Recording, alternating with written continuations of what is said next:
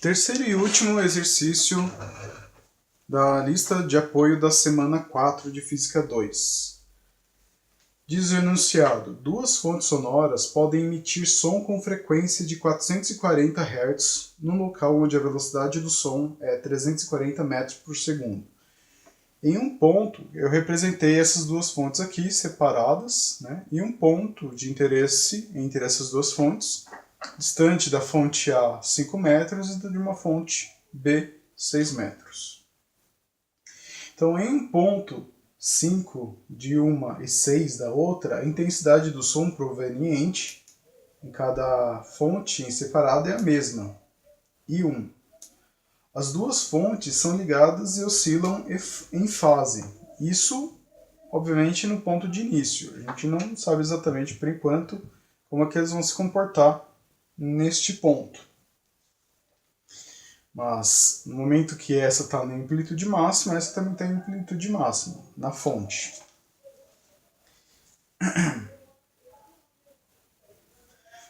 Pergunta: qual é a diferença de fase entre as duas ondas neste ponto? A diferença de fase ela tem a ver com um outro parâmetro que a gente chama de diferença de percurso, que é o quanto que uma onda andou mais do que a outra. Então, fazendo a distância que a onda que mais andou foi 6 metros, menos o que a onda andou, qual a distância que a onda que mais andou, menos a distância que a onda menos andou. Então, 6 menos 5, que é igual a 1 metro. Então, essa é a diferença de percurso, né? Bom, e aí a gente joga na fórmula e calcula a diferença de fase igual a diferença de percurso sobre o comprimento de onda vezes 2π. Então, substituindo pelos valores, a gente não tem o comprimento de onda, mas temos a frequência e a velocidade. Então a gente pode substituir diretamente nessa fórmula. Então a diferença de percurso vezes a frequência dividido pela velocidade vezes 2π. A diferença de fase será 1 vezes a frequência, 440 Hz, dividido pela velocidade, 340 metros por segundo, vezes 2π. A diferença de fase, então, será 8,13 radianos, ou, em graus, que normalmente é mais fácil de entender, 468,88 graus. Então, aqui dá para perceber que nesse 1 metro que a onda B andou mais do que a A, deu espaço para fazer um comprimento de onda completo. Se a gente calcular o comprimento de onda mesmo, a gente vai encontrar 0,773 metros. Então, no espaço de 1 metro a mais que a onda B andou, deu para completar um comprimento de onda completo, mais um pouquinho. Então, se a gente tirar 360 desse daqui, ou 6,28 daqui, né, 6,8 radiano, que significa exatamente uma volta completa, né, um ciclo completo, a gente vai saber o quanto mais em fase foi andado pela onda. Tudo bem? No item B, ele pergunta qual é a intensidade da onda resultante nesse ponto.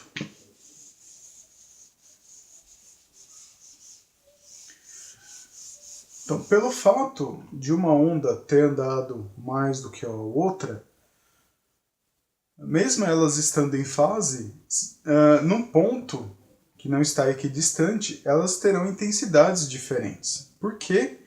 Porque a distância entre as fontes não é um múltiplo do próprio comprimento de onda, o que provavelmente facilitaria os cálculos.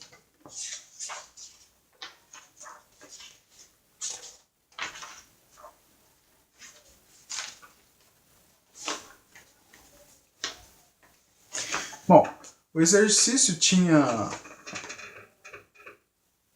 considerado que a amplitude de A é igual à amplitude de B, então podemos chamar simplesmente de amplitude. E vamos chamar de AR a amplitude resultante.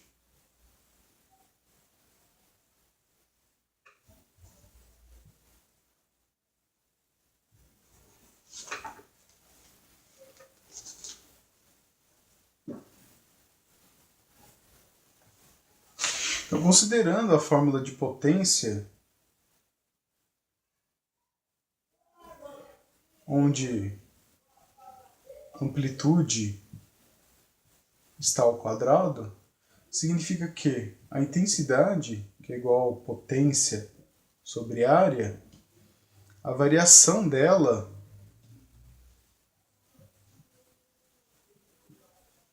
estará relacionada a uma variação ao quadrado da amplitude.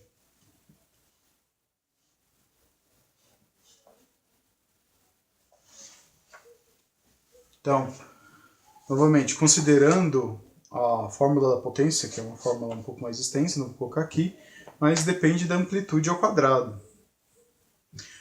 A potência, por sua vez, está incluída na fórmula da intensidade dessa maneira, potência sobre área.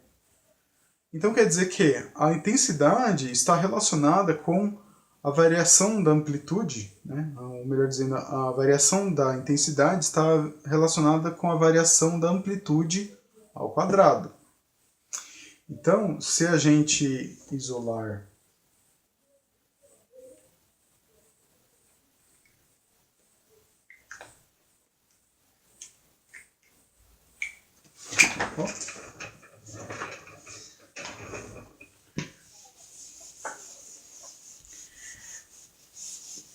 então, se a gente isolar a intensidade, que vai ser a intensidade resultante, teremos a intensidade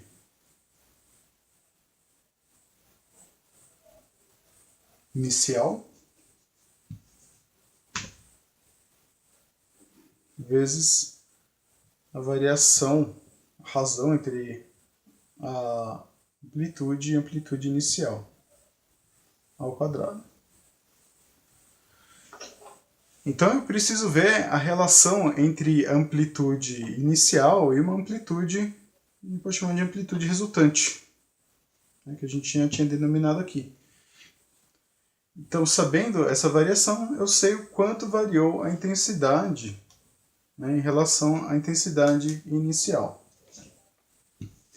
Para isso, a gente vai usar um cálculo um pouquinho complicado, mas, se não me engano, tem a ver com fasores, que não foi muito bem levantado durante as aulas.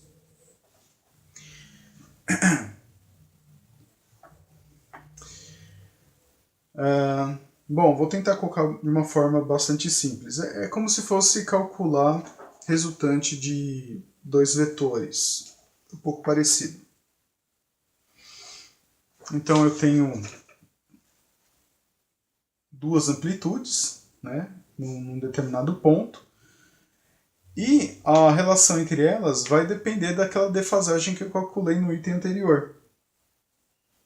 Então, a amplitude resultante ao quadrado será igual a amplitude A ao quadrado mais amplitude B ao quadrado mais 2 vezes amplitude A vezes amplitude B vezes o cosseno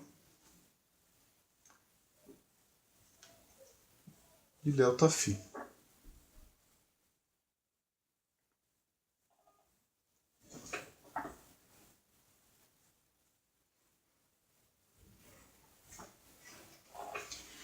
E é justamente o que a gente tinha encontrado no item anterior, esse ΔΦ.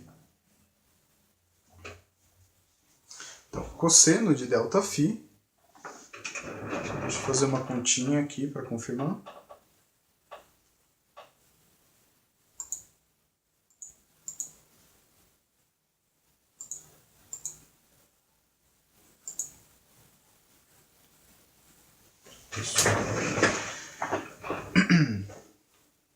Então, continuando.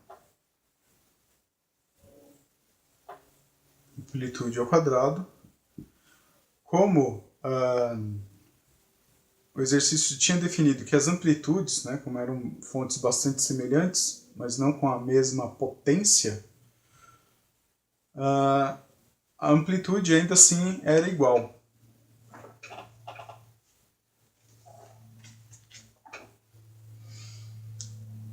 Se as amplitudes são iguais, eu posso simplificar e chamar amplitude A de A e amplitude B de A também. Então, todo esse meu cálculo vai ficar resumido a 2A ao quadrado, que vai ficar em evidência, 1 mais cosseno de ΔΦ.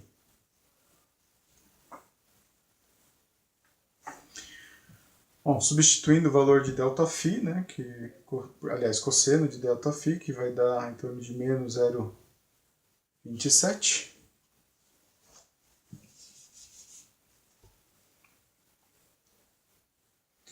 Eu terei que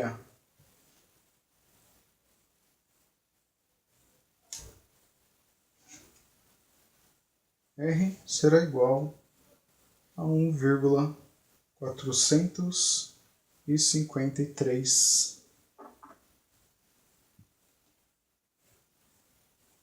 A ao quadrado.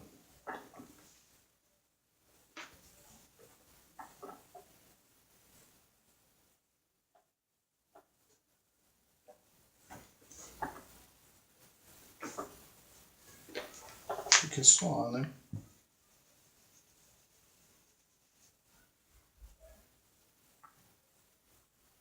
Então, jogando agora esse valor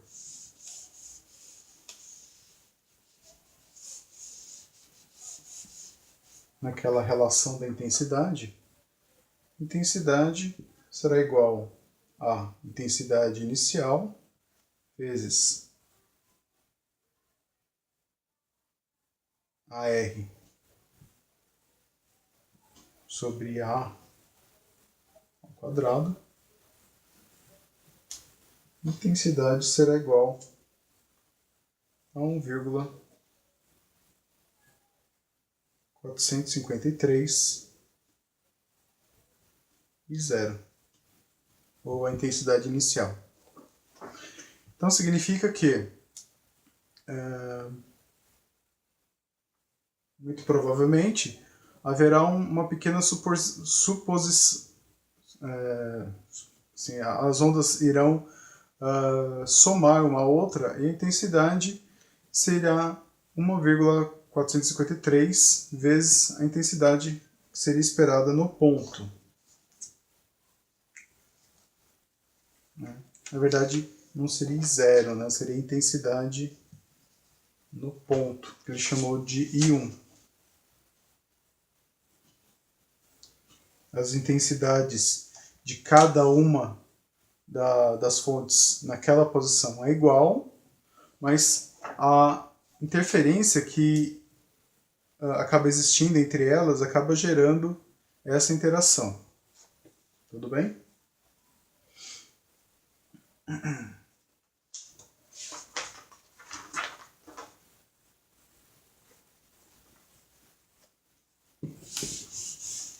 Bom, agora o último item dessa questão. Diz assim que a defasagem entre os sons emitidos pelas fontes pode ser regulada. Qual é a mínima defasagem que deve ser introduzida para que o ponto considerado corresponda a um máximo de intensidade? Qual é o valor deste máximo?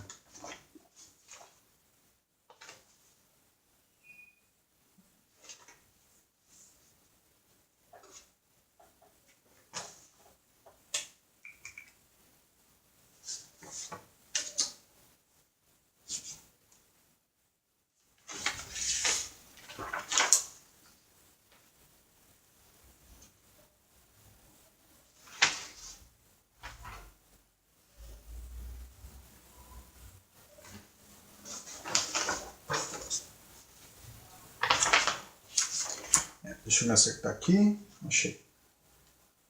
Bom, a gente já tinha definido que a diferença de percurso é igual a 1 metro.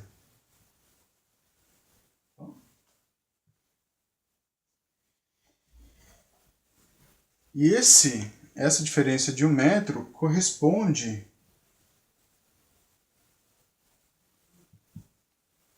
a 1,293 do comprimento de onda.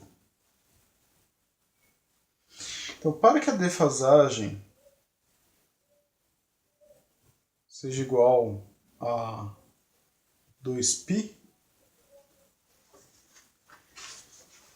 eu teria que ajustar a diferença de percurso.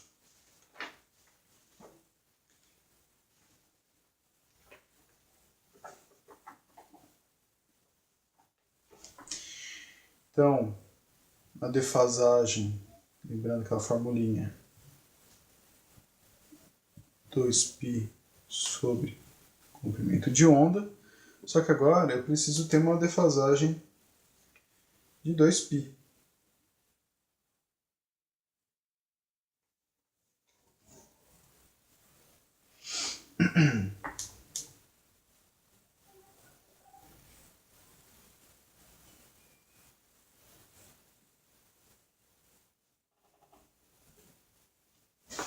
Então, para ajustar essa diferença, imagine que aqui eu tenho 1 metro. Nesse 1 metro, a diferença de percurso foi suficiente para que tivesse 1,293 comprimentos de onda. Para que a defasagem seja igual a 2π, então eu teria que fazer com que fosse adicionada uma distância, uma diferença de percurso, suficiente para completar, aumentar ou diminuir, né, esse comprimento de onda para que ele se torne inteiro. Então, fazendo com que vá para 2 comprimentos de onda, eu preciso adicionar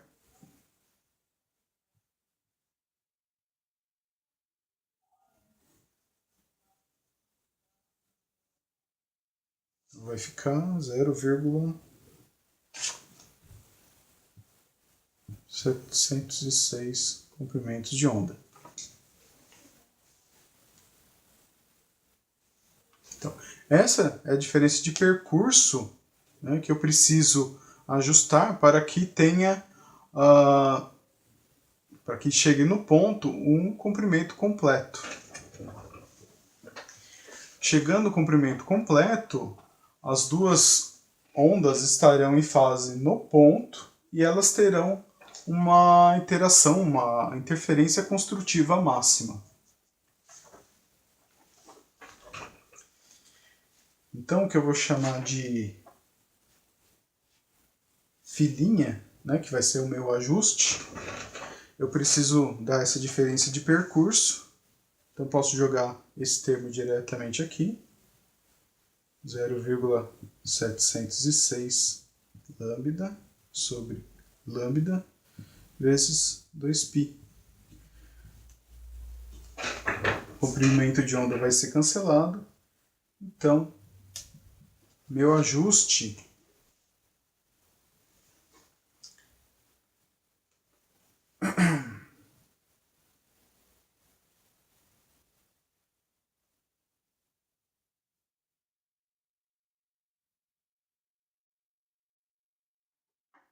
será de 4,430 radianos. Então, isso seria se eu fosse aumentar, né? Percebam que aqui eu posso aumentar ou diminuir, que aqui eu estou mexendo com a distância de um desses pontos em relação ao ponto P. Mas ao mesmo tempo que eu posso aumentar essa distância de maneira que cumpra 2 vezes o comprimento de onda, eu posso reduzir para que ele cumpra simplesmente um comprimento de onda. Depende do que for mais fácil, né? Aumentar a distância ou diminuir a distância. Então, neste caso,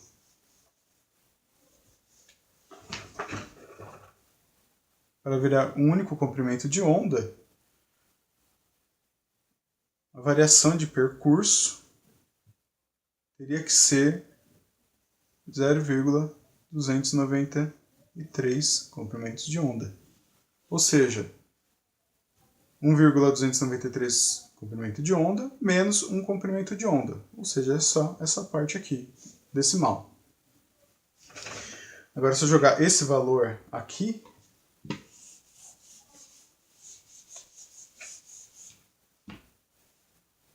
será 0,293 lambda vezes 2π dividido pelo comprimento de onda. Consigo cancelar. Meu ajuste, então, será igual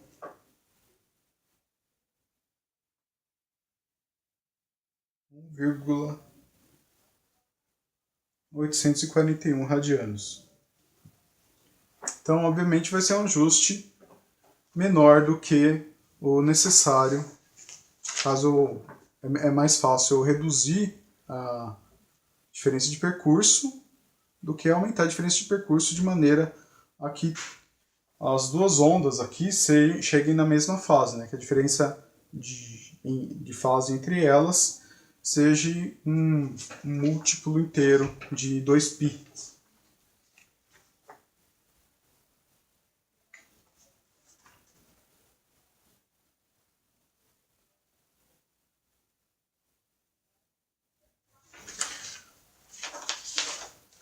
Bom, como a intensidade, novamente, a intensidade depende da amplitude ao quadrado, vai ter uma equivalência, mas tem uma relação, ou seja, uma variação da intensidade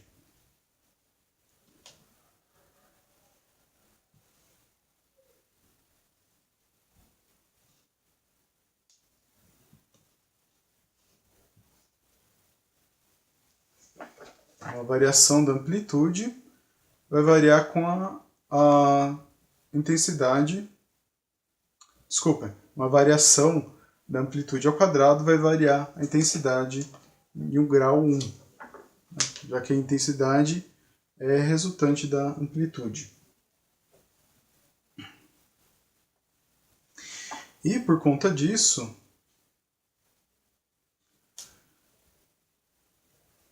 se eu dobrar a amplitude inicial, que vai acontecer, porque se as duas ondas chegarem em fase no ponto P, vou tentar desenhar aqui,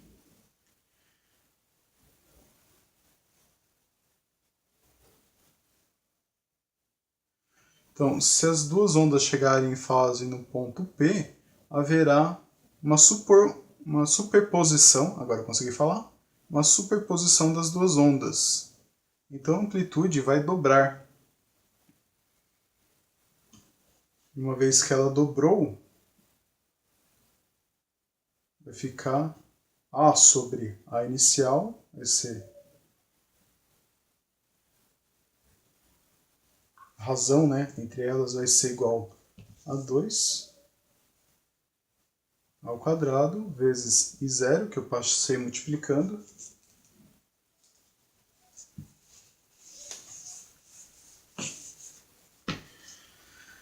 portanto, a intensidade final resultante será 4 vezes a intensidade inicial. Bom, é isso aí, gente. Espero que vocês tenham entendido. Não são cálculos, assim, os cálculos são razoavelmente fáceis, mas os conceitos são um tanto complexos e acho que nem todos eles foram levantados durante as aulas da Univesp. Então, obviamente,